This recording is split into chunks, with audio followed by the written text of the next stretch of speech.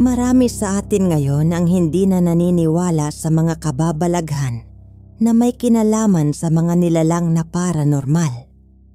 Kapag may naririnig tayong kwento tungkol sa mga aswang, manananggal, kapre, engkanto, maligno, at iba pa, itinuturing agad natin itong katang-isip o gawa-gawang kwento lamang. Pinagsisinungalingan kaagad natin kapag may naririnig tayo mula sa iba na nagsasabing totoo ang mga halimaw. Yun ang masakit na katotohanan dahil ranas na ranas ko ito, Lola Basyang. Dahil kapag ikinukwento ko sa iba ang aking naranasan o naranasan ng aking pamilya tungkol sa kababalaghan, ay marami ang hindi naniniwala. Kaya aminin kong nagdadalawang isip talaga akong magbahagi ng aking kwento sa inyo. Kasi tiyak na may mga magko-comment diyan na hindi kaaya-aya sa aking mga mata. Gayunpaman, kinumbinsi pa rin ako ng aking anak na ituloy ko ang aking kwento at siya na raw ang magpapadala sa inyong email, Lola Basyang. Tawagin mo na lamang ako sa pangalang Carding, simpleng lalaki, pamilyado, at isang mangingisda. Ang totoo niyan ay nakarating naman ako ng 3rd year high school noon at top 1 ako sa klase. Pero dahil sa kahirapan ay tumigil ako sa pag-aaral. Samantala, hindi ako basta-basta mangingisda lamang. May sarili kasi akong fishing boat. At mas malaki ang nahuhuli namin kumpara sa mga ordinaryong mangingisda. Siya nga pala, ang ikukwento ko sa inyo ay nangyari maraming taon na ang nakakaraan. May naengkwentro kasi akong halimaw, hindi aswang o manananggal, kundi isang busaw. Ano ang busaw? Ito ay isang nilalang na itsura o ugaling tao sa araw. Para siyang tao kung makihalubilo sa mga normal na tao. Kumakain siya ng lutong gulay at karne ng baboy, baka, manok, kambing, at isda. Pero kapag sumapit na ang gabi, ay lumalabas na ang pagiging halimaw ng isang busaw. Ang paborito niyang hapunan ay karne mismo ng tao. Kumakain siya ng sariwang karne ng tao. Pero madalas ay ang bangkay ng taong kamamatay pa lamang ang kinakain niya. Ang tawag nga sa kanya dito ay magnanakaw ng bangkay. Kapag may pinaglalamayan sa aming lugar, ay lihim na magmamasid ang isang busaw at maghihintay ito ng tamang panahon para nakawin ang bangkay mula sa ataol. At kapag tulog na ang mga tao, ay saka niya gagawin ang pag-atake. Mabilis kumilos at malalakas ang mga busaw, kaya nilang buhatin ang bangkay at dalhin sa kanilang lungga sa isang kisap mata. Pero may kakaibang kakayahan din ang mga busaw. Para hindi magsuspetsa ang mga tao na nawawala ang bangkay, ay pinapalitan niya ito ng putol na katawan ng puno ng saging, yung kasya sa loob ng ataol. Yon ang ipapalit niya.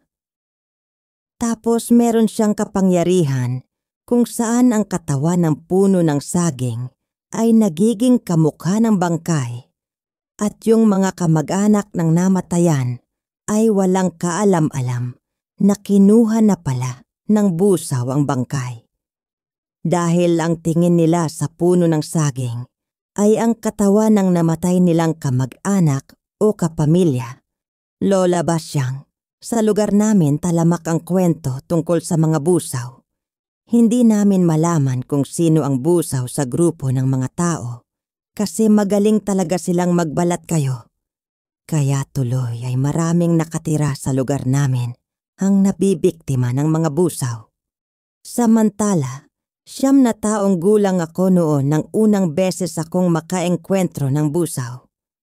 Natatandaan ko pa na lagi akong nagbabakasyon sa lolo't lola ko sa site ng papa ko sa Marinduque.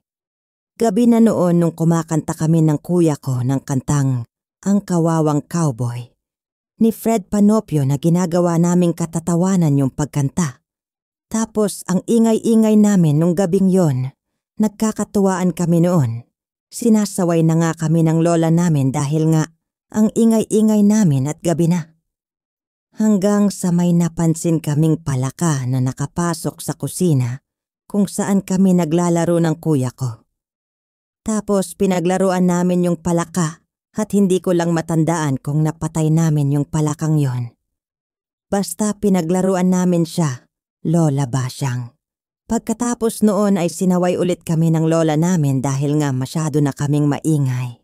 Hanggang sa nagyaya na yung kuya ko na matulog. Tapos ay nauna akong pumasok sa kwarto at sumuot sa mga kulambo, habang yung kuya ko naman ay dumiretso sa may CR para umihi. Maya-maya ay tinawag ako ng kuya ko. Nandoon siya sa may tapat ng pinto ng kwarto. Pinapalabas niya ako dahil may nakita daw siyang busaw. Ngitian ko lamang siya dahil baka pagtripan niya lamang ako na hilahin palabas ng kwarto tapos ay isasara niya ang pinto. Pero, Lola Basyang, pinilit talaga ako ni kuya na lumabas doon sa kulambo. Hanggang sa lumabas na nga ako, sinamahan ko siyang maglakad. Tapos, sabi ng kuya ko, ay nandun daw sa may CR yung busaw. Sa bandang taas sa may parang bintana na kahoy na may napakahabang mga kahoy. Tabi kasi ng kusina namin yung CR. Tapos natatakot akong tignan pero wala akong nakita. Sabi ko sa kuya ko na wala naman pero sabi niya, ay tingnan ko lang daw maigi. Baka sa mukha ng kuya ko na natatakot siya. At totoo yung sinasabi niya hanggang sa binalikan ko ulit. At tinitigan kong maigi. Pagkatapos noon, humangin at nagalawan yung mga halaman ng puno. At doon ay nakita ko nga, totoong nakita ko, Lola Basyang, ng isang bagay na hindi ko malilimutan sa buong buhay ko. Yung makakita ng busaw. Namumutla yung mukha niya at yung isang mata ay parang sa mata ng pusa habang yung isa naman ay maliit yung itim ng mata. Kita ko rin ang kanyang bibig kung saan ay nagsisitulisan ang kanyang mga ngipin. Parang ngipin nga ng pusa, pero malalaki. Ang nakakatakot pa ay may mantya ng itim o pulang likido ang kanyang bibig. Halatang kagagaling lamang nito sa pagkain. Siyempre, natakot ako nang makita ko yon kaya nagsisigaw ako. Sumigaw din sa takot noon si kuya.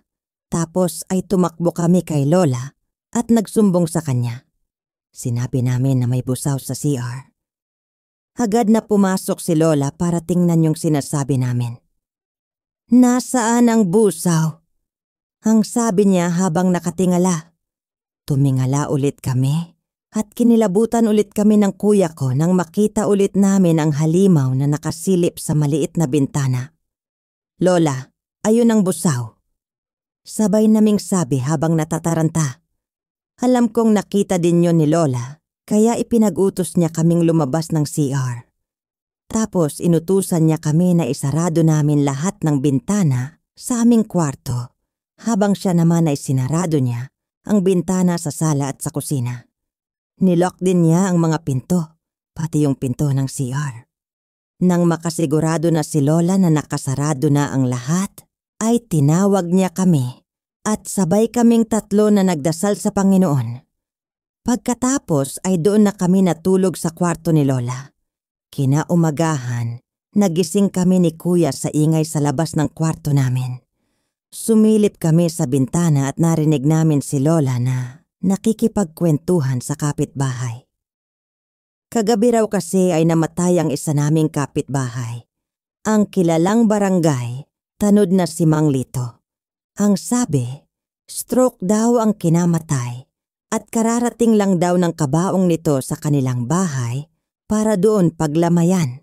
Tapos narinig ko din na pinag-uusapan nila yung umataking busaw kagabi.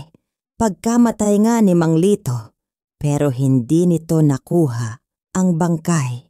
Kaya gumagala-gala na lamang daw ito sa buong barangay at kumain pa ng mga manok na alaga ng isang magsasaka na nakatira sa kabilang kanto. Babantayan naming maigi ang bangkay ni Lito para hindi kami maisahan ng mga busaw. At saka ipapasunog na lang namin ang bangkay niya imbes na ilibing sa sementeryo. Narinig kong sabi ng kausap ni Lola. Kinagabihan naman ay maaga kaming pinatulog ni Lola sa kanyang kwarto, habang si Lolo naman ay nagboluntaryong magbantay doon sa burol ni Mang Lito. Ayon sa usapan nila Lolo at Lola, ay nakahanda na raw si Lolo sakaling umatake ang busaw sa bahay ni Mang Lito at kunin ang bangkay nito. Ang pangontra kasi sa mga busaw ay katulad din ng pangontra sa mga aswang, asin, bawang, buntot page, itak, at kahit na anong panaksak. Takot din po ito sa holy water, kaya yung lokal na simbahan sa amin ay regular na namamahagi ng mga agua bendita na nakasalin sa bote ng mineral water.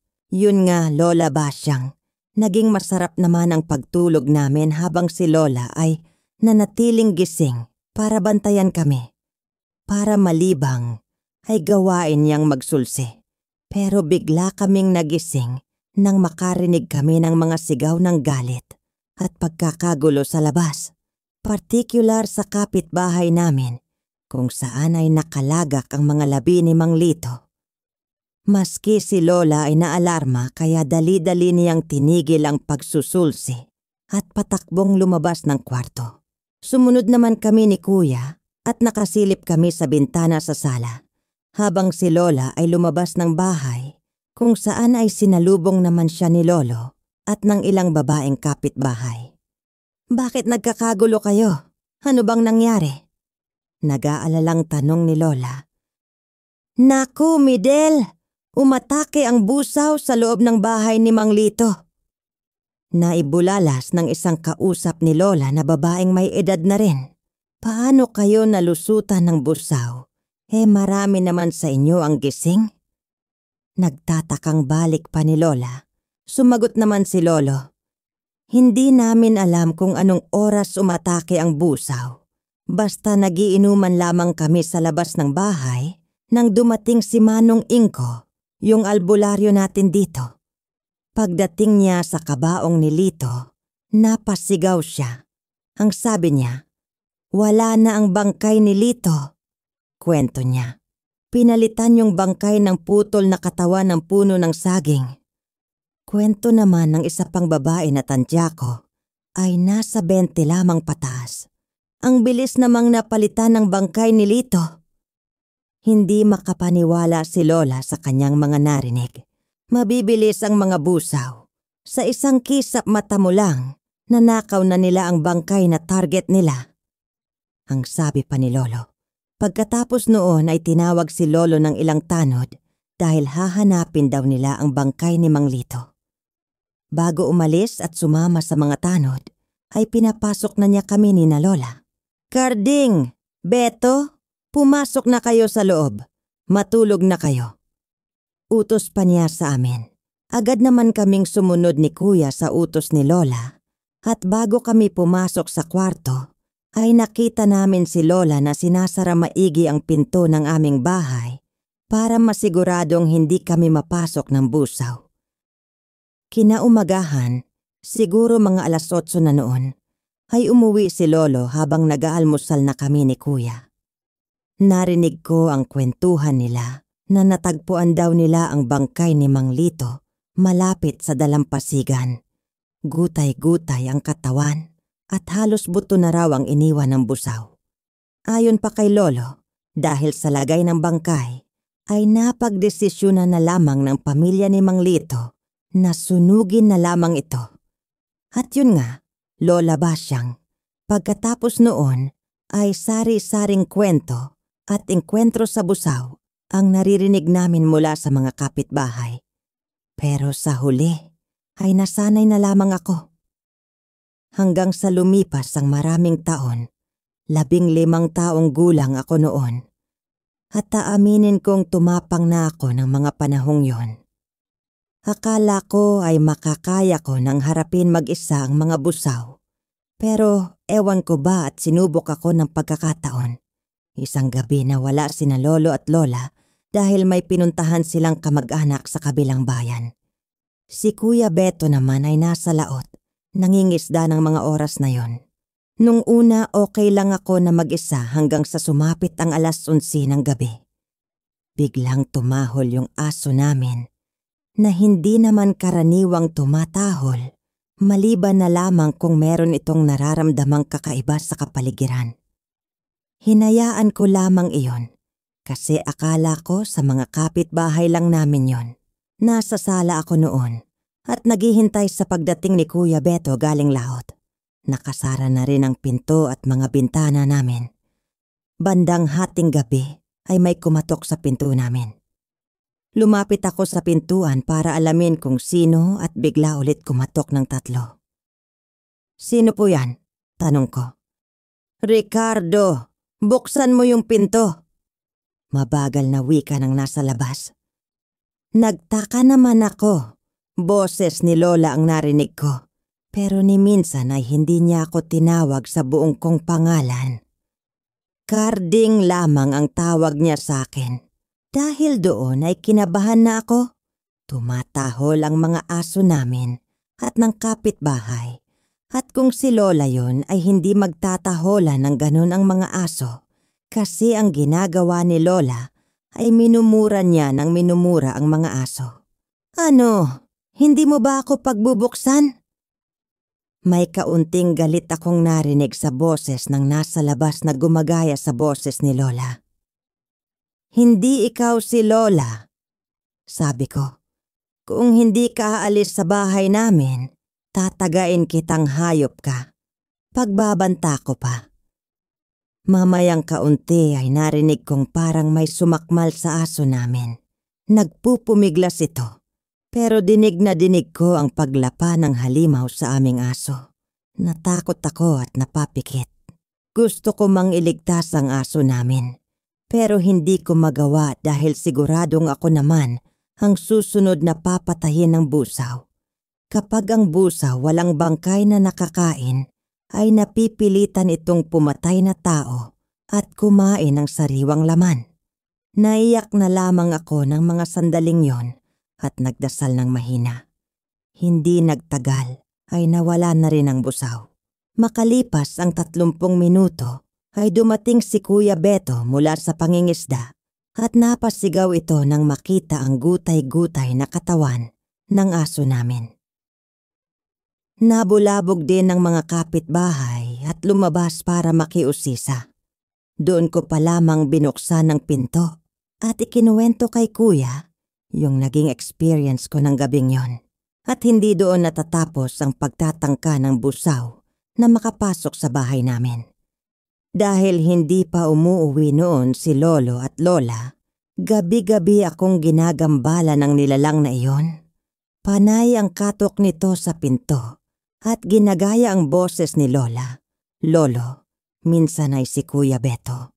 Pero nalalaman ko kung sino ang totoo at sino ang peke dahil meron kaming passcode.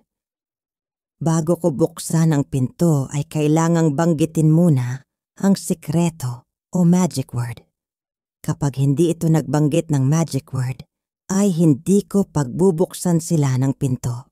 Samantala, isang hapon ay isang kapitbahay namin ang nakiusap sa akin. Nabantayan ko raw ang 8 buwan niyang anak.